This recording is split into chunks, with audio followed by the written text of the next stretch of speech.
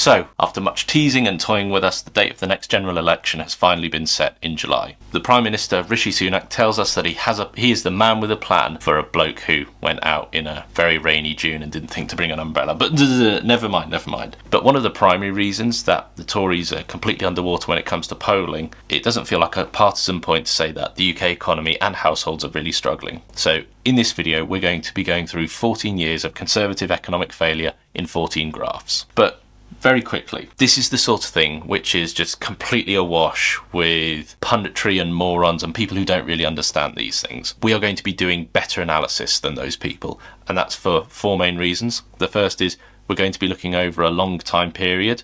We're going to be looking at multiple variables. The third thing is we're going to be making international comparisons. And the final thing is we're going to be trying to look at a complete picture of the UK economy rather than just focusing on individual points. Adding in these important pieces of context will help us do better analysis. So let's get into it. Economic growth. Now, it is fair to say that the economy has almost completely flatlined since 2008. We did a video where we covered this very topic and why the UK was so susceptible to the financial crisis. Link for that will be at the end. So there was this piece here that found that the average growth rate of the UK from the post-war period to 1973 was about 3.7%, which is on an absolute tear, to say the least. And then 1973 to 2008, the average was about 2.3%.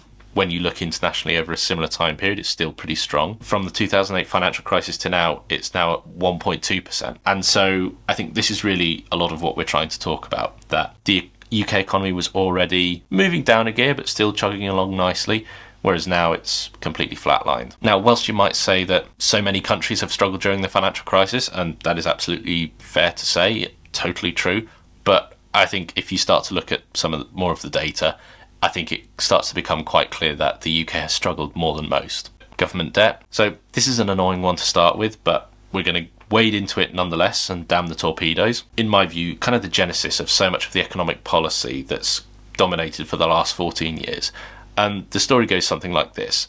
After the financial crisis, the UK didn't have very much money and it had to cut its spending in order to balance the books and retain our fiscal credibility or regain our fiscal credibility. But the point is that that's not really how economies work. And this is Nobel Prize winning economist Paul Krugman giving us a good explanation. If you try to have a situation in which everyone is trying to slash at the same time, which the private sector is trying to slash spending because it feels it has too much debt, and in which then the government is also saying, well, we have too much debt, so we're all trying to slash, then we run up against the fundamental fact that we are not a household, we are an economy, and that your spending is my income, and my spending is your income. And normally at this point, when households and businesses aren't doing too well, that is when the government steps on the gas, pumps money into the economy.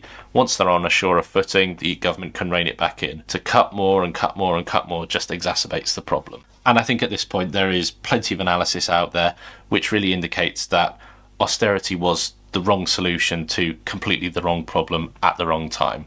There was this study in 2015 from the IMF that said that the UK's austerity programme was too aggressive and ultimately hindered the UK's economic recovery after the financial crisis. And arguably, if the government had been out there spending money, the economy would have grown faster and that debt to GDP ratio starts to work more in your favour. Investment.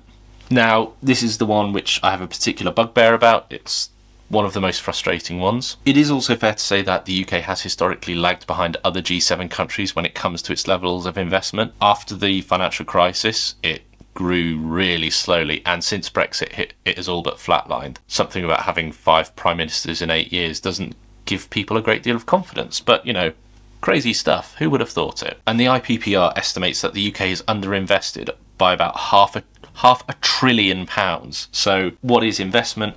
It's making sure your schools aren't falling over on your kids, embarrassingly. It's making sure your public transport is working. It's making sure your taxes are getting collected efficiently. It's making sure you've got good roads that aren't full of potholes. It's just this investment that just helps the country run better.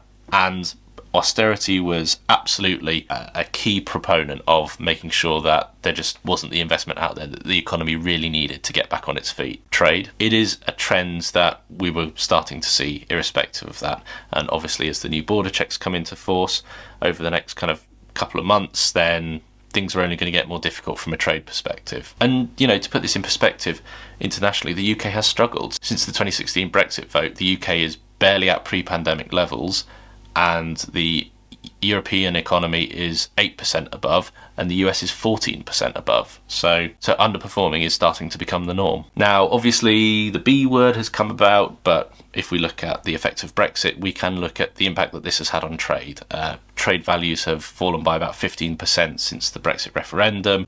And whilst trade volumes obviously collapsed during the pandemic, it is fair to say that the UK has not necessarily recovered from that. And so this is obviously a huge problem. Productivity. Now, again, this is very linked to investment. One of the things that a government can choose to invest in is education, its training, its skills, its capital investment, and investment has just completely flatlined. I think this graph really shows it here. And this lack of investment shows the graph which ultimately leads to, which is a complete lack of productivity growth, and UK productivity growth has basically barely moved since 2007. And this is very much a side effect or a symptom of this complete lack of investment that we've seen across the economy from both the public sector as part of austerity, but also the lack of investment from the private sector. And again, when you make international comparisons, it's not a flattering look for the UK economy. Taxes are very high at the moment, reaching kind of 36, 37, 38%, and they are forecasted to go higher.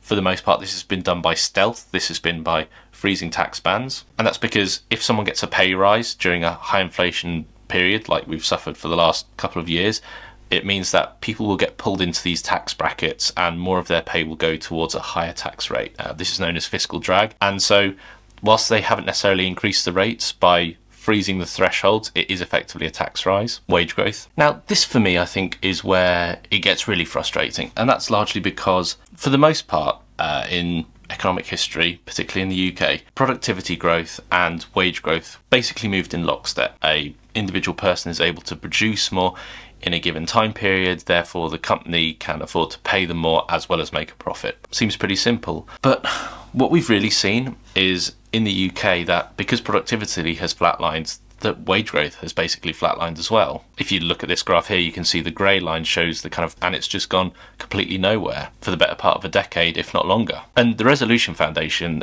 basically said that if wage growth had continued on that trajectory, so productivity as well, then the average person would be £10,700 a year better off. So we're talking like big numbers when you're talking over such a long time period. Now, attached to income and earnings is obviously inequality.